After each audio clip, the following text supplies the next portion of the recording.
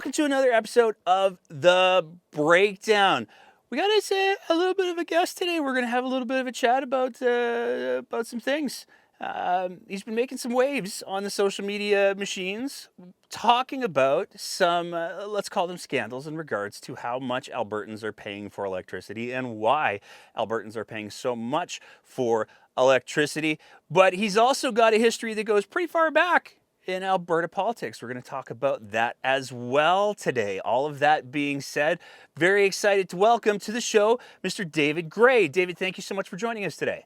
Well, thanks so much for having me. I got to say, big fan of Babylon.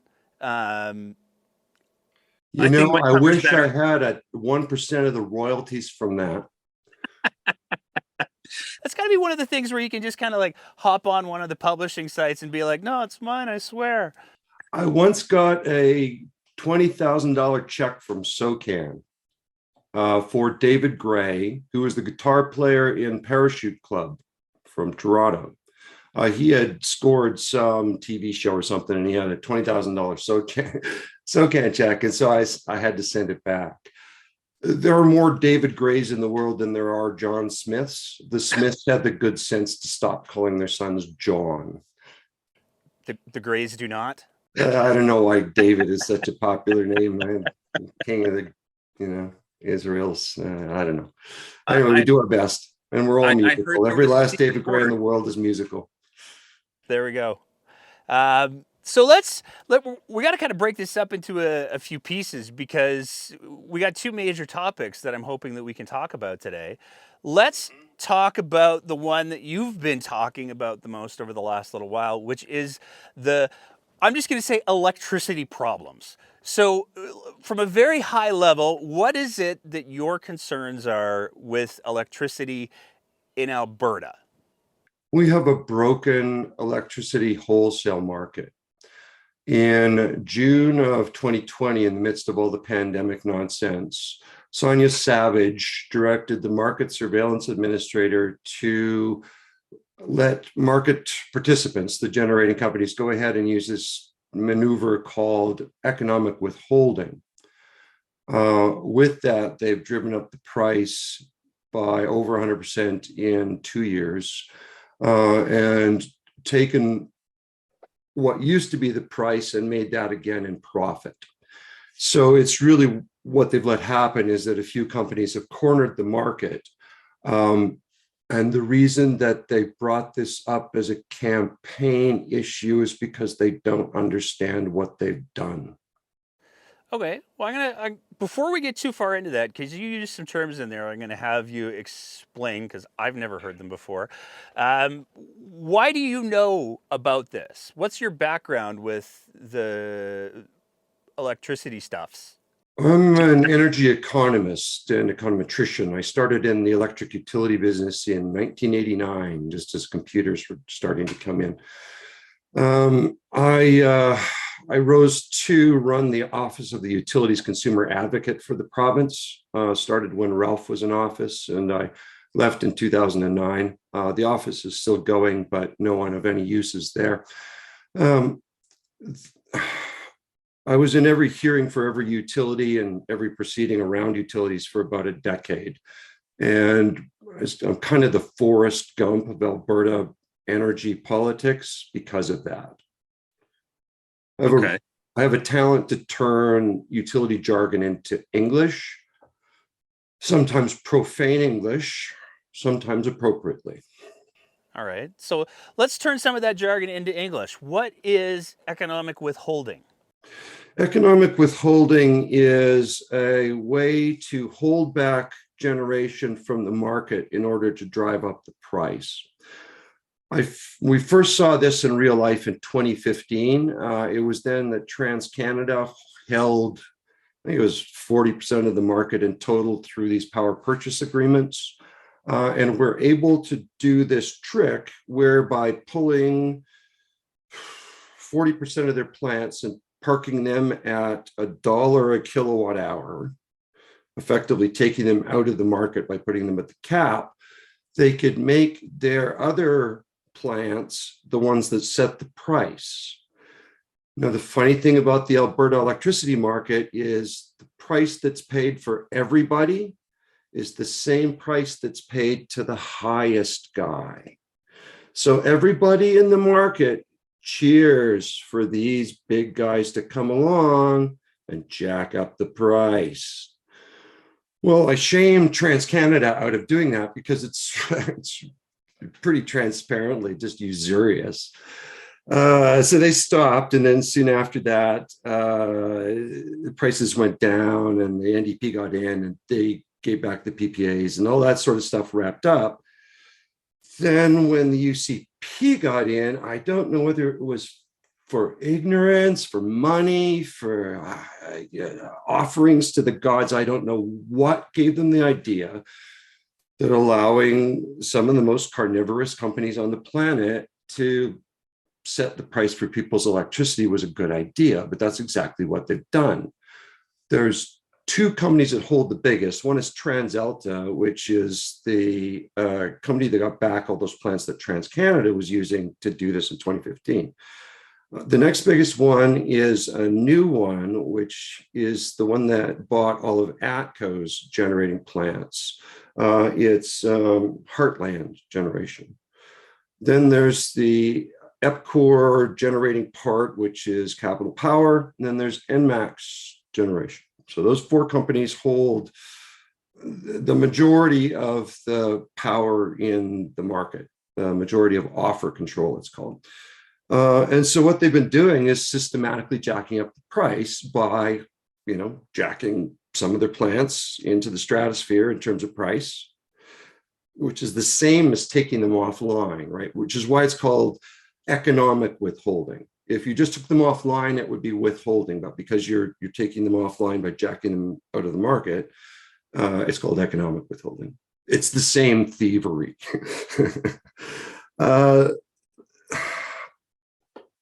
Discussion of this topic takes up about 10 very, very dense pages of econobabble every quarter in a report issued by the Market Surveillance Administrator, which is the office that was set up to watch this market and look for shenanigans. Sandra Savage told them to stop looking at economic withholding as shenanigans. It's perfectly fine. And the result is these guys have doubled everybody's electricity rates. They handed them the keys to the Casbah, and they've been having at it. In the old days, I gotta go back. In the old days, because you got me worked up. I got me worked up. In the old days, when you had these periods when the prices would go through the roof and they'd be bouncing off the cap all the time, you'd call those Ferrari days, right? Because somebody was going to be buying a new Ferrari. People don't understand how financially big the utilities market is, but there's millions and millions of dollars traded every day. There have been Ferrari days for 2 straight years, ever since she told the MSA to let it go. It's insane. It's insanity. And I'm sorry people didn't pick up on this earlier. And I'll be honest, I didn't pick up on this earlier. I had a lot going on in my personal life. And I had stepped away from the industry. So when I came back, my friends like Blake Schaefer at the OC, I said, "Where have you been?" I've been busy. I just got married and stepped away from the industry. And it's crazy. It's absolutely insane. It's the craziest thing I have seen, which includes looking at Ontario, which is insane. Insane. It's the craziest shit I've ever seen in the utility industry across North America. Can I take a can I take a crack at a metaphor to see if I'm understanding this correctly? So, what you kind of described to me, it almost sounds like these electrical companies that you're talking about that do the generation. For the sake of this metaphor, let's say that they're a delivery company, and what they're doing is they're saying to consumers, "Hey, we're going to deliver cheese for you," and they've got a fleet of 10 cheese delivering vehicles. But instead of sending out all 10 vehicles equally, what they're doing, it seems like from what you're describing, is they're sending out one who's doing all the driving and running up the gas bills, and then they're saying, yeah, this is how much it costs to do the deliveries, this is how much gas this guy is using, we're going to have to charge you that for across the board. And never mind the fact that those 9 other vehicles have by and large just been parked and idling. Does that kind of capture the gist of it? That captures sort of the physical gist of it. The market gist of it is that they're selling gallons of water before you cross the desert. And, the first 5 gallons of water are, let's say, $1 a gallon. But you've got 6 people in your party, you need 6 gallons of water. But the 6 gallon of water, sorry, that's $100. And because that one's $100, so are all the rest of them. Gotcha. If you had to pay the price of power based on the wholesale market price, the way they jack it around, there would be times when it's $5 an hour to run your house. Like, it's just insane. It is beyond all reason. They've done this to every homeowner, every business owner, every school, every hospital, every building, anything that uses power in Alberta is all getting screwed by these companies to the tune of, well, last year, $16 billion a year. That's 1.6 billion. 1.6 billion a year and going up. And there's no reason it's going to stop. The only thing that would stop it would be if there was a whole bunch of people came in with new baseload plants. The thing you need to address to get them out of the market is the ability to turn on and off, what's called dispatchability. Right? Renewables don't have dispatchability. We have 30,000 megawatts of renewables ready to go, but they wouldn't do anything to affect this problem because you can't turn them on when you need them, right? So it has to be some kind of thermal solution or hydro or battery or something that you can rely on absolutely night and day, all weather, etc. But they have a control over the market such that as much as they could take the price up, they could take it down just as quickly. So nobody's going to build in this market because they know it's run by pirates. Is there a reason, like if this was triggered off because Sonia Savage said, nah, this economic withholding thing is cool, is there a reason why saying, if Danielle Smith or Rachel Notley, whoever runs the province in 3 weeks, God help us, if the new premier comes in and says, this economical withholding thing, that's not going to work anymore, we got to get rid of it, does that solve the problem? There are other bigger problems in the market and in the industry overall, but you could cut the electricity price in half with a ministerial order to the market surveillance administrator in an afternoon. What would that order look like? It would look like don't allow these people to offer X amount of percent above their expected price or marginal cost, or however you want to define it. They did it once before already. I'm sure they just need to change the date. Why do you think they haven't? Because it's the UCP in power. If it was the NDP in power, the NDP were the ones that stopped it. The UCP were the ones that put it back. Okay. So my expectation, Rachel, if you're, hi, or she's so short. I saw her a couple of weeks ago and I've kind of forgotten that she's, fun sized. Anyway, Rachel, if you're listening, you can do this in an afternoon as soon as you're in power. Okay. What are the implications for Albertans if this doesn't get changed? Like, is this just going to continue escalating? Yeah. Nobody in the market knows what to do. I was asked a question I hadn't considered because I hadn't looked at what offers were out there, but why did NMAX stop offering a 3-year product?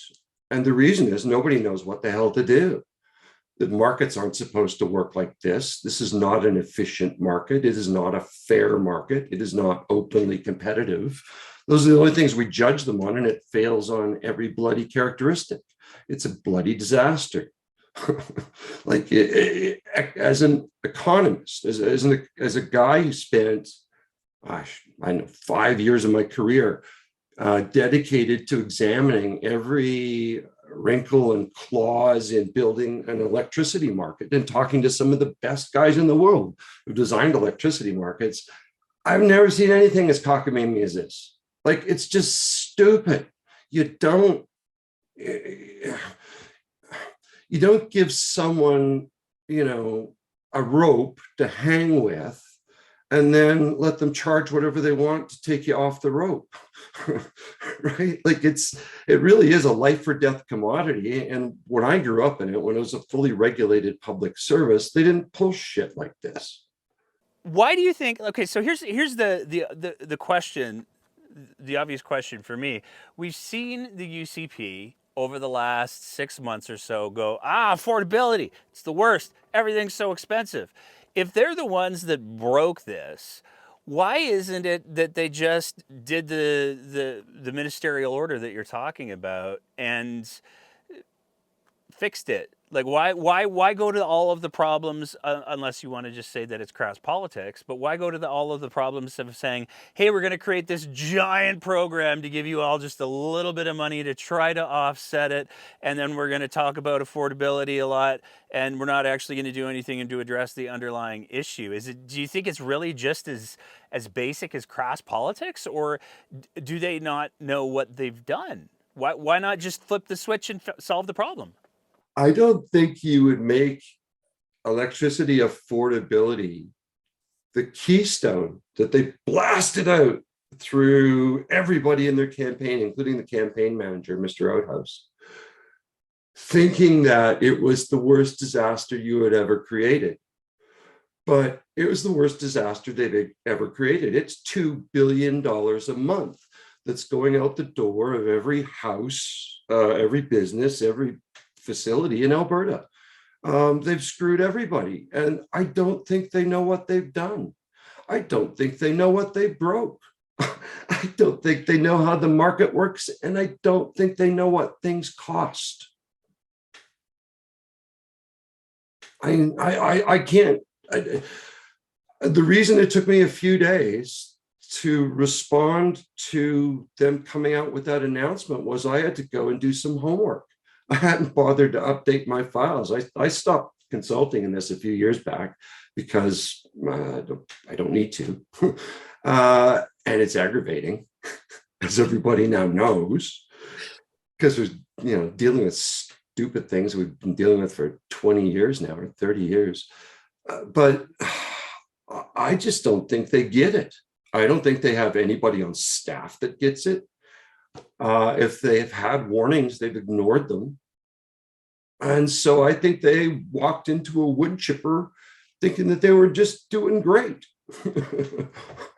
Oh, did we accidentally cause the electricity price to double over the last 2 years? Oops. Anyone with any knowledge would know what would happen. And I can guarantee you, the guys that were pushing her to open it up on the industry side knew exactly what they had in mind and exactly how they're going to take it to grandma. Because that's really what it's come down to. And this, carnivorous, pirate-led market is of the attitude, well, if grandma can't pay, grandma can't die. That's the ultimate libertarian ethos, isn't it? No wonder Danielle likes it. Well, let's talk, because you go back a little bit with Miss Smith, because you were involved. 2004. There we go. So let's talk about how you got involved in politics, sir. I got involved in politics when I came back to Alberta, because in my industry, everything is political. And moving into Alberta, it was pretty clear it was more of a one-party economy than Soviet Russia ever hoped to be. So I got involved in conservative politics. I said that kind of crassly. My family had some history in politics. My uncle was quite a popular MLA in Manitoba. My dad had been a reeve on council.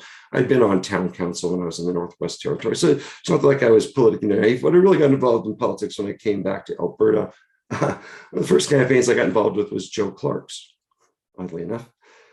But then involved in provincial politics and with Klein. And, I'll let you know, I was a free market economist in the 80s. So it was, all Michael Smith's character. Or no, Michael Smith's, Michael J. Fox. He played the rich kid. Yep. Family I ties. won't remember, waste time remembering something that's not important to this story, but I was one of those guys. I was a conservative. I was a natural progressive conservative. I believe in a strong economy. I still do. If you want to have all these nice things in public services, you need to make a lot of money, right? You need a good, strong business sector. You want that. It's stupid not to. But you have to understand that markets don't do morals. And this is a perfect example. So you came back to Alberta, you have the political background, you take a look at the landscape, you go, oh, if I want to play, I'm going to have to play in the politics. It worked. I got selected out of working at the Energy and Utilities Board as an analyst to head up the regulatory department for the newly founded Office of the Utilities Consumer Advocate. When I was hire number 6, I was the only guy who knew anything about utilities at all, including the advocate, who was a deputy minister who'd been shuffled for, let's call it, domestic reasons. So he left after a while, and I ended up running the whole show. And through that job, I was involved in everything important from 2004 through 2009, which is when most of this stuff went down. And I was on speed dial for everybody because I could give them a short, straight answer as to what was going on with anything utility related. So at some point, you jumped from the PCs to the Wild Rose, though. So we get to Stelmach. Everything was going great for me personally, which I'm going to admit, I'm making some atonement for the part I played in what is going on. I was Klein's hitman for some unruly consumer side representatives. One guy in particular, a guy named Henry Unman, had taken over $1 million out of the system representing irrigation customers. So he was the poster child for bad interveners, and it was my job to get rid of bad interveners, which I did. They then got rid of all intervention, which I didn't count on. My intention was this thing would be set up to be a proper professional consumer representing intervention outfit equal to what the utilities had, because I felt that was, and still do, that's probably the best model for getting good results out of utilities. So I was the last guy fired out of about half a dozen. First guy fired was a guy named Kellen Flukiger, who was running electricity policy for the department. He would tell Minister Mel Knight when he was full of shit, and that was pretty much daily towards the end. The president and the 2 top vice presidents of the ISO were let go. And then I was the last one. I kind of hung on like a tick. And that was fine. It's politics. I'm a big boy. I was ready to walk away. I'd spent a bunch of time renovating my house. And then they fired my second in command on the regulatory side because he was a friend of mine, for no other reason than he was a friend of mine. He was a very qualified guy, should have been there representing the public. And that pissed me off. So I got on the newspaper front cover, top fold for about a month, telling electricity stories to my old beer church buddy, Darcy Hinton. So at this point, I had a bit of a chip on my shoulder with regards to the progressive conservatives, and they were acting terribly, and they were awful. And they had the problem, several times consecutively, that they get the bottom of the barrel for their premiership picks Sorry. And then also get the bottom of the barrel for cabinet, right? So they had terrible cabinet ministers through Stelmach and then Redford. So I thought they needed to go. So I knew Danielle because she was on my board of directors for the Utilities Consumer Advocate, representing the Canadian Federation of Independent Business. This was before she was completely wackadoodle. Um, and when I finished with, excoriating Stelmach and Company, we reached out and were in contact, and I helped her with her first leadership campaign, The Wild Rose. I wrote her a song and all sorts of stuff. Helped her with electricity policy. So I was there with Wild Rose right up until the big crossing in 2015, as the expert on electricity policy and whatnot. And I'd been asked to join the executive in that last meeting. And so I was there that last Sunday after the convention when everybody was depressed because Savage and one of the person had already crossed over to the Tories, and didn't find out until later that that was the day that Saskew and Anderson pigeonholed her in an office and told her, you're either coming with us or we're going around you. And that's the day that she got pulled into that floor crossing. Now, she got treated like dirt right after that, right? They made her run for nomination. She didn't get nominated in her riding.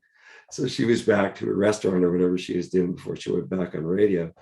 Um, uh, and to think that she's now come back to be given a second opportunity to destroy the privileged Conservative Party, just it gives me fits of giggles. It honestly does. What was your role when all of that was happening? So when the floor crossing happened, I mean, correct me if I'm wrong. There were a couple of MLAs that crossed, and then there's a clip that's been making the rounds lately where Smith was overtly asked, "Is there going to be any more floor crossings?" And she was like, "Absolutely not." And then a couple of days later, there absolutely were. She was part of it. But what was your role at that time? Oh, I was on the executive. I had a ringside seat. I wasn't involved in any of the scheming or plotting and any of that stuff. I was just there trying to build a better Alberta. At that point in time, the NDP still really weren't a business party well suited to my interests and background, but they've come further to the right, and I've probably come a little further to the left as I've become a grandpa. I or maybe I already was. I don't know. The way that Alberta utility customers have gotten screwed in this province has always just irked me because they don't know the half of it. Well, now they can see the half of it. Take half of the power charges on your bill, and that's what's going to the companies in the electricity market who are screwing you blind. What could be done? Um, a lot of things more than the simple solution need to be done. But there's a simple solution to stop that particular problem, which is just ban it. I just say you cannot put in offers that are that far afield from your cost without it being an actual shortage, right? If you could only drive those prices up if it was a physical shortage, it wouldn't be a problem. But because they can do this with market power, artificially, financially, it's a big problem. Why do you think more people aren't talking about this? I mean, like it is a fairly abstract, complicated. I mean, when you boil it down to they're doubling the price because they can. That's easy to understand, but the how of it, I think, is so technical that it's challenging for somebody who doesn't have a background in energy or economics to really fully grasp. Why is it? Do you think that more people aren't talking about this issue though? Several studies have actually come out. If you actually look a year ago, Blake Schaefer and his group at the U of C Policy School did an extensive paper on this, and it showed at that time, I mean, it was half of what it was in 22, but even in 21, you could see that the biggest part of the increase in the price was from this market power abuse. It was very clear, but they put it in polite technical language. I didn't. Somebody asked me that today, using all this bad language, it's like you're the other side. You're doing something like the other side. Well, yeah, I'm playing information warfare games like they do because I've learned from watching the mistakes of the UCP war room. Um, every detail of this was known a year ago. The reason that people are talking about it now is because I started swearing about it. And rightly, I should. I should be right now. I am showing restraint like you cannot imagine. Why aren't the NDP talking about it? Because it seems to me like the UCP broke it. The UCP won't fix it.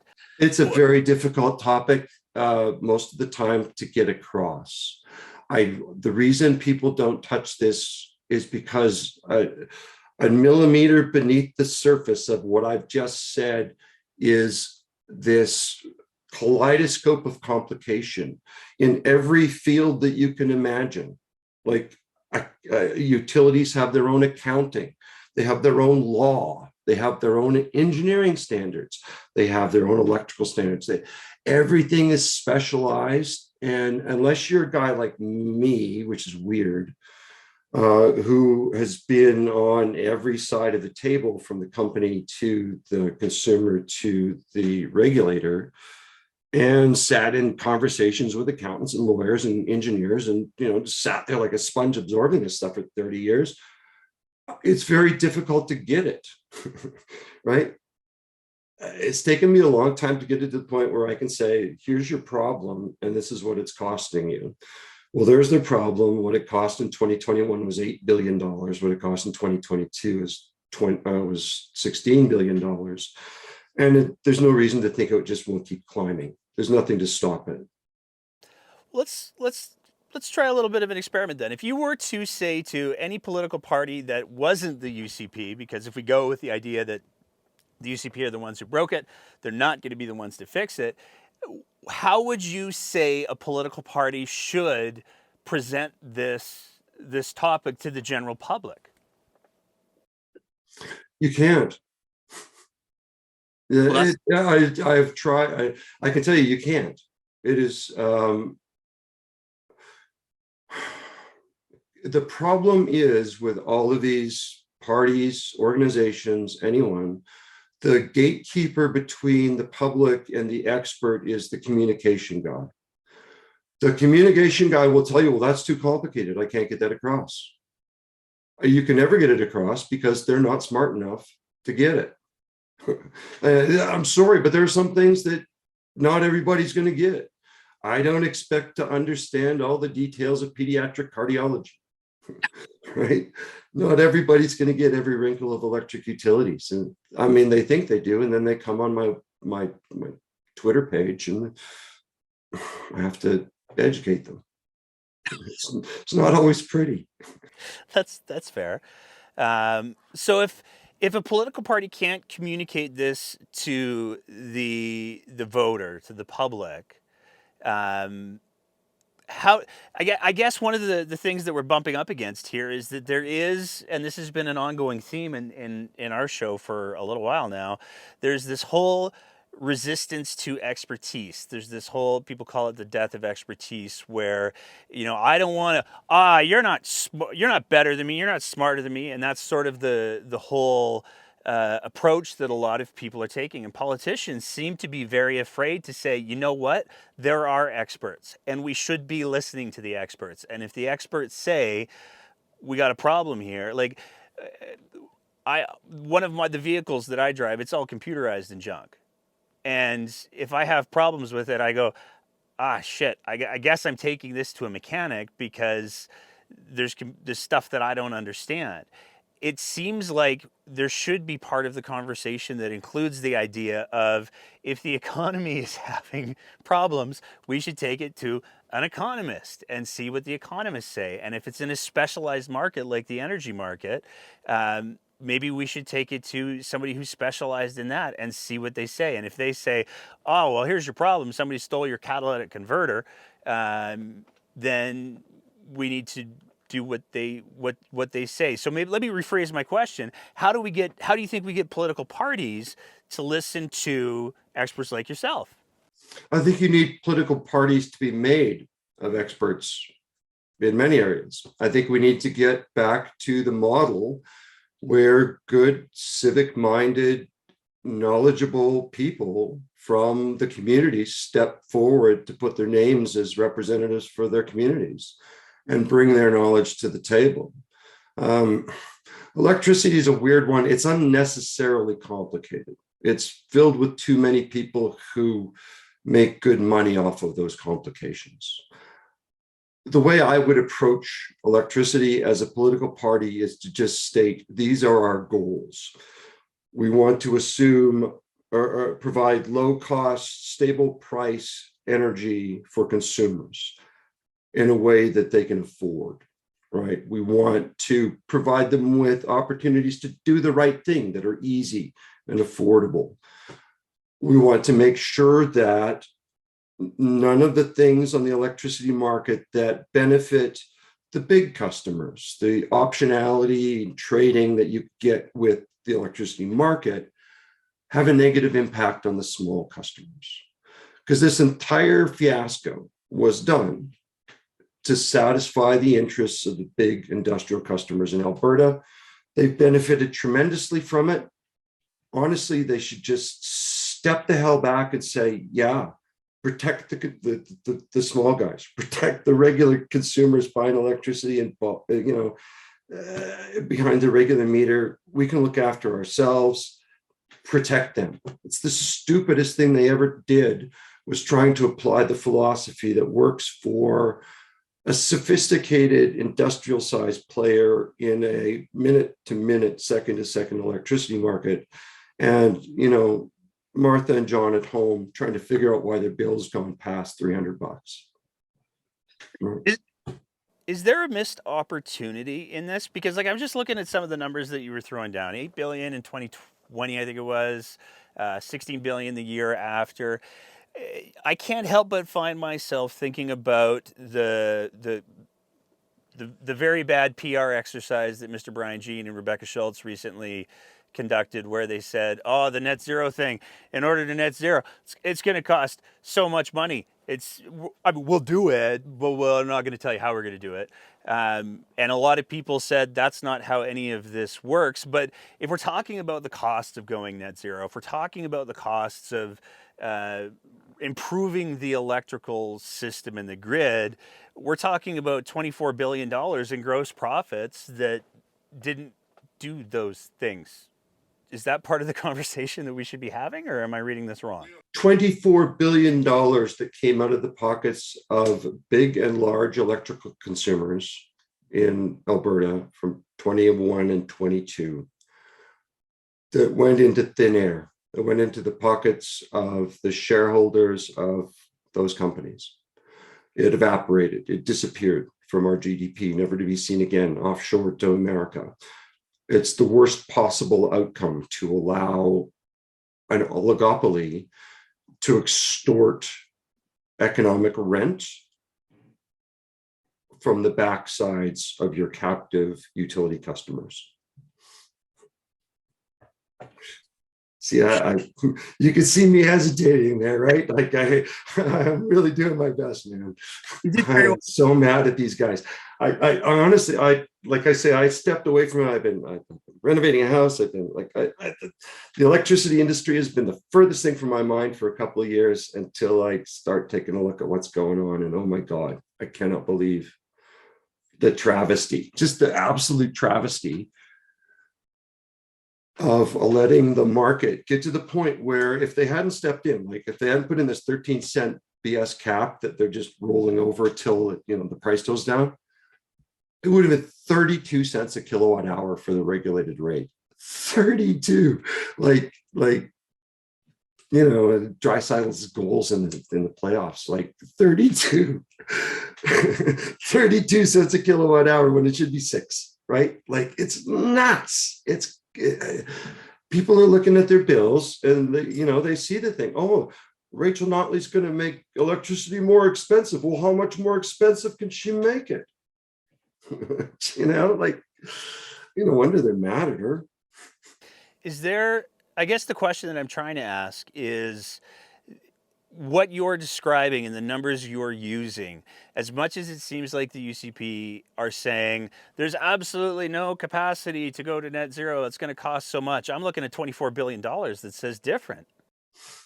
Yeah, yeah. You can knock that right off the top. The rest of it was BS anyway.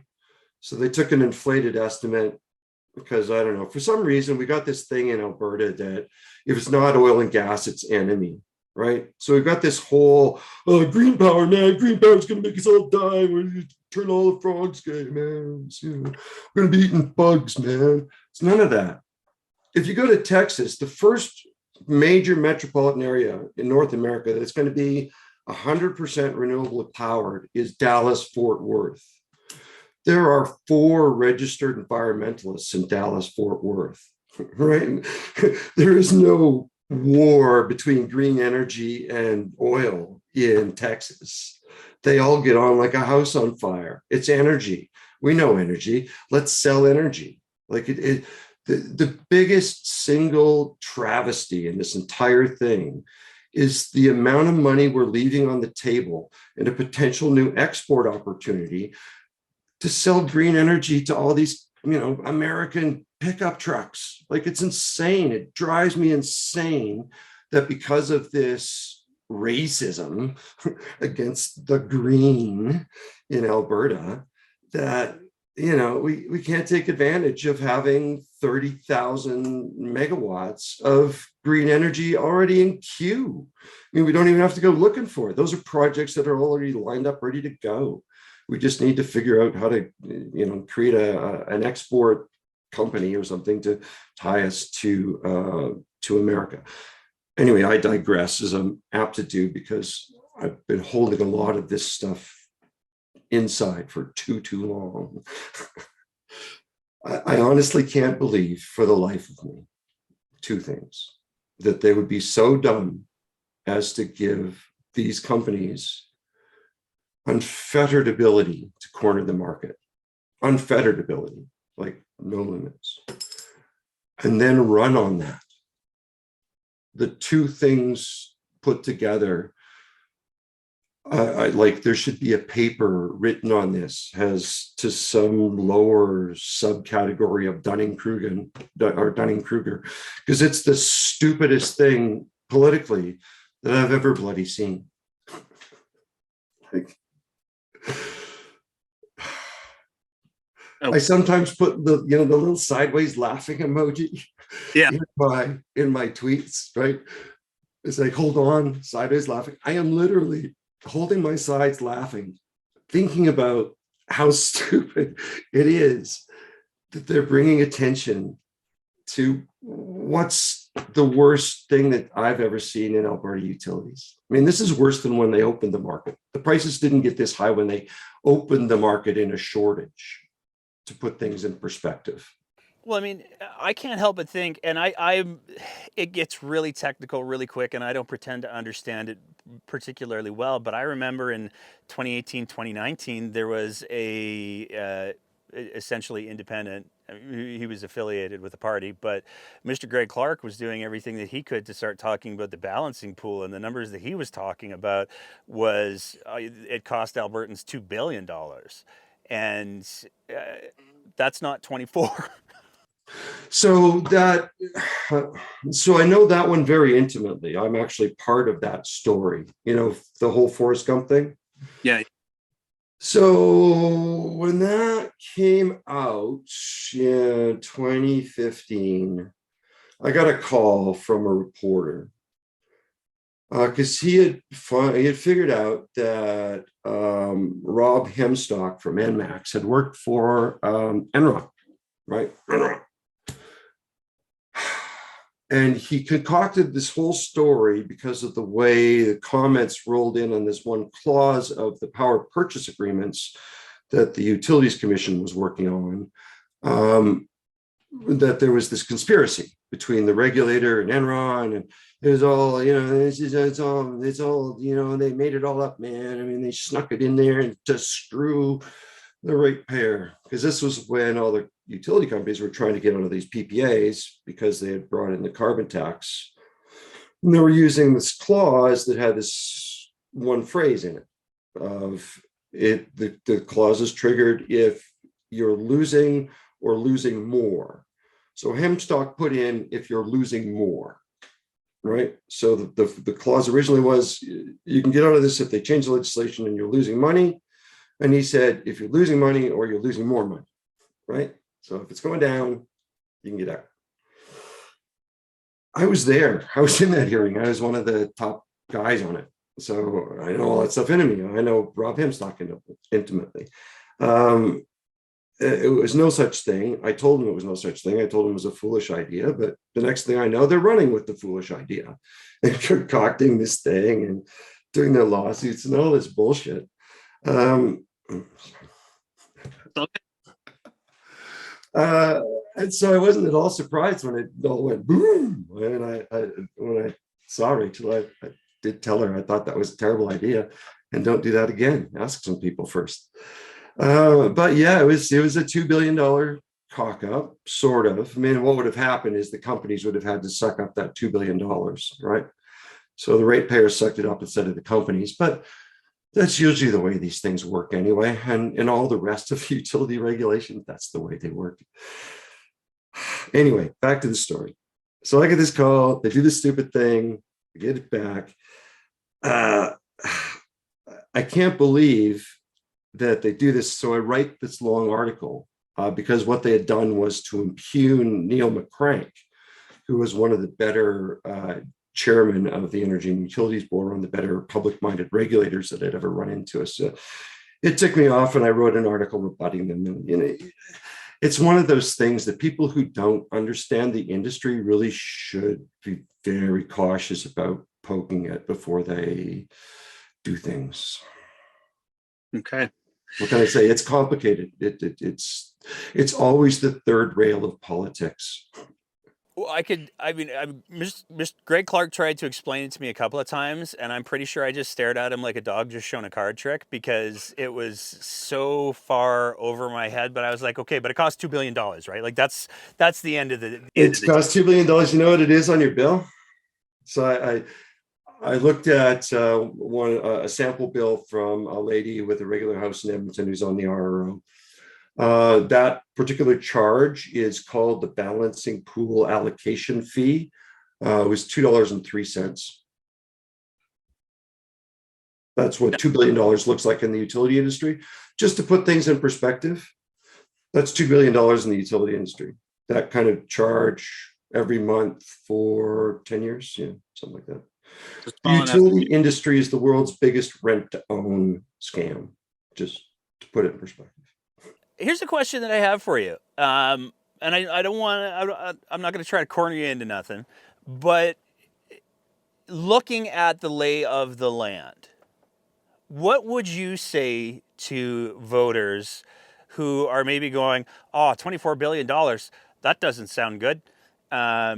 What would you say to voters as they're trying to figure out how to proceed in the upcoming? I mean, we're kind of in it.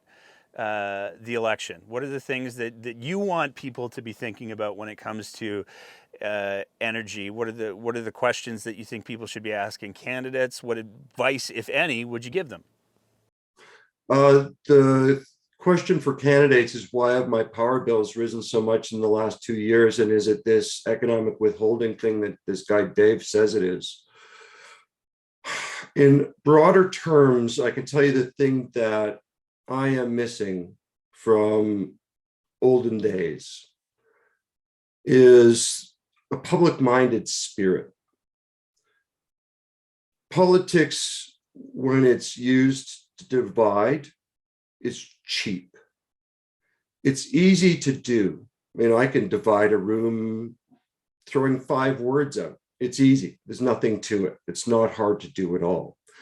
What's hard to do is to open your ears long enough to listen to what the other side has to say, understand if there's some point that they're making that you can agree with, and see if you can find a way to make things better for the people who aren't there at the table, who aren't making the decision and have no power in what is going to happen to them. I really can't stress enough that in my many years in the utility industry, where you're looking at the public interest, that's your focus. We are doing this in the public interest. It is written down and very explicit that that's how you're supposed to look at things. I would have never considered a system that would leave so many people scrambling to cover their power bills. Never considered it. In the olden days, this is what would be called rate shock. And the regulator would send you back to your room with no rate increase. And you would think about what you did wrong until the next year when you could apply again. Right? There's a lot of cheapness in politics that needs to go. And I hope we find a way out of it. The pessimistic economic side of me, because what you do as an economist is just study human nature, measured in dollars usually, or other quantities. We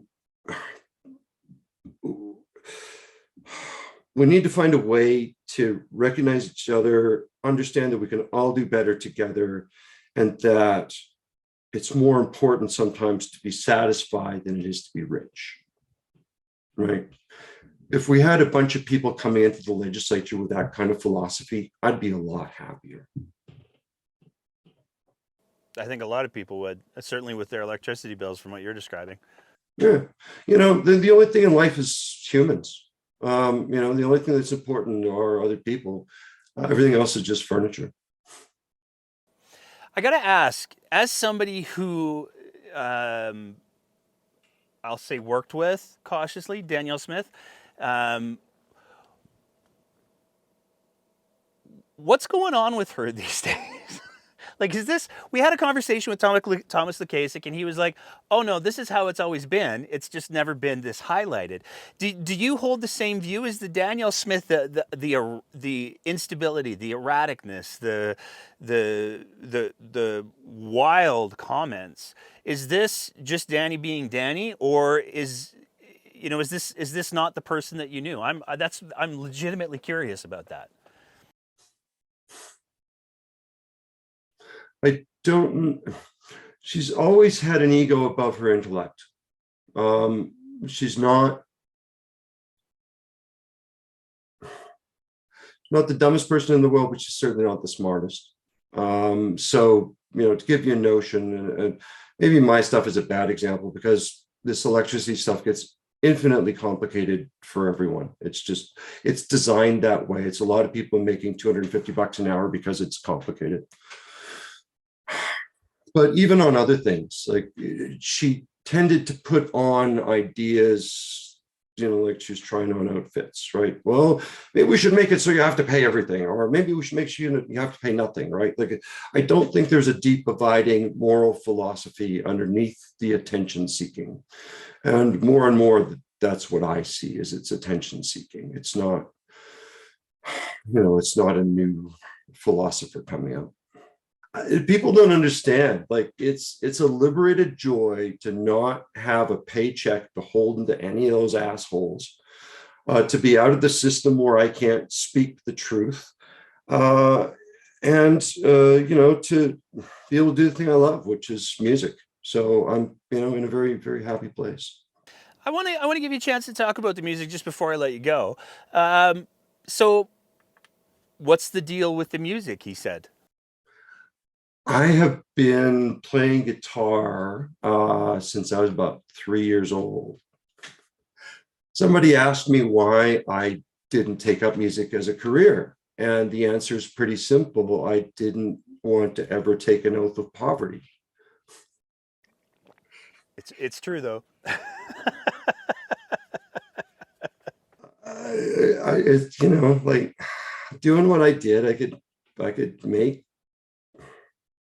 300, 400, $500 an hour, right? It's, I happen to get into a particular niche of very specialized crap, as you can probably tell. And it, like a lot of niches of very specialized crap, for a while, it can be very lucrative. And then, it wears on you. Music is for most people not that lucrative. I remember back in my day, I got paid in hot dogs once. That was a big night. I was What kind always of music pretty do you play? lucky. Every band I was in was pretty popular. So, I mean, I was used to making $500 a night as a musician, plus comped. And so, yeah, it's sort of nice. I've always been able to get into it at a kind of a pretty high level, and like my friend Miles Wilkinson that I was just talking about, people don't know about him, but he's a producer for the last 5 Guy Clark records, right? All the ones that people rave about. Yeah, that's my friend Miles. People don't know the kind of talent that's in Edmonton because they don't get out enough. They should really support their local artists more, and the global artists less. But it's always been the case. And who are we to complain about it? We'll just go back to house painting like every other musician. What kind of music do you play? I'm sort of in, commercial pop, rock, country, love song. It depends what mood strikes me. I go from kind of more rock, rockabilly to some stuff that's pretty folky country. I mean, I grew up on the farm, love country music, love rock music. Led Zeppelin and Dwight Yoakam are both, in the turntables. So I do what I do, and I do other things to pay for it. That's awesome. I got to say I have been recently rediscovering the some of the music coming out of Edmonton. There's a group called, I want to say it's the Scenic Route to Alaska, and holy hell, Oh yeah. how did I miss that for as long as I did? Um, I have another band called the Dirty Dirty Devils. Unfortunately, it's come to its end because our drummer Doug unfortunately blew his rotator cuff. So he's down to one band on his rotator cuff and he can't drum anymore. So unfortunately, I've had to park that particular project. But we've got a few tunes from that band up online too, if you want to listen to some of the more rock and rockabilly side. where do But yeah, it's a joy. I love music. I love art. It's how we communicate being human to other human beings. Um, I I find that's my focus more and more as I get older and have stopped worrying about competing with other people and the rat race and all the 48 laws of power crap that you have to deal with to be a monkey that rises up the food chain in this great ape society of ours.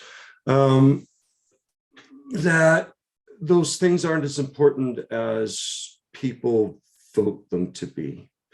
And that if you step back and build a better community, you'd actually find your economy will probably do better because of that, not in spite of it. I always put it this way: if you want to live in a better neighborhood, you can buy a more expensive house, or you can just help fix up your neighborhood. That's an excellent note to leave things on, I think. Mr. Gray, I want to thank you so much for taking the time to chat with us today. I'm going to give you one more opportunity. Any other thoughts that you want to share? Any other final words you want to throw out there? But my opinion, because I was asked it, if I was voting strictly on electricity, I'd obviously go with Notley. They've already stopped this problem once. It would be no problem for them to stop it again. All right, there we go. Thank you again And for to your my time. friends in the industry, I see you. I see what you're doing. You're not going to get away with it. Thank you very much, sir. Thanks for having me. As always, if you appreciate the kind of content that we're trying to produce here at The Breakdown, we would love it if you swung by our Patreon page at www.patreon.com/thebreakdownab and signed up for a small monthly sponsorship of the work that we're trying to do here. It is because of the support that we receive from our Patreon sponsors that we're able to continually up our game, and it is tremendously appreciated. So I want to throw a big thank you out to them, and you can go ahead and visit that website and join and support us as well, because we need all the help we can get. Thank you so much for your attention. Thank you so much for listening and being part of these important conversations, and we will see you next time on The Breakdown.